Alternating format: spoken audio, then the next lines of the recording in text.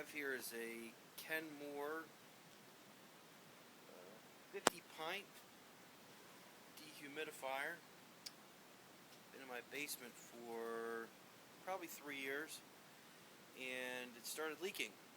The bucket wasn't filling, and I'd also run, there's an optional attachment where you can run a hose from this unit to drain, bypassing the bucket, and I was getting a constant drip from the bottom of the dehumidifier here, so I thought I'd try to fix it. So brought it out here, and there's 2 screws here to take the face of this unit off. One here and one over here. I've already removed this one here. So removing these screws here, and I also removed the filter, which, although I've cleaned it now, was absolutely filthy. Just took a paper towel to it and brushed off the debris outside. So after removing the screws,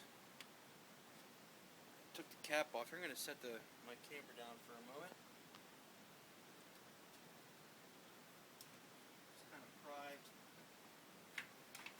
the cap off there, or the cover, and that's what's inside. So the coils, pretty clean here. The filter, although it was filthy, was doing its job, and you can see that the coils are sitting in a plastic tray. And then down here in the corner, there's a hole in the tray. All the water drains to this side of the tray, and under here is where the water actually then drips into either the bucket or enters the hose that you attach from the back of the unit. So I thought I'd have a pretty big problem here, but all I really had to do was, I just took some heavy gauge monofilament, like fishing line that I have for my weed whacker, and ran it through here, and this little guy was pretty clogged up with debris, dirt, dust, I suppose. And I took some high pressure air here, ran that through, cleaned her out.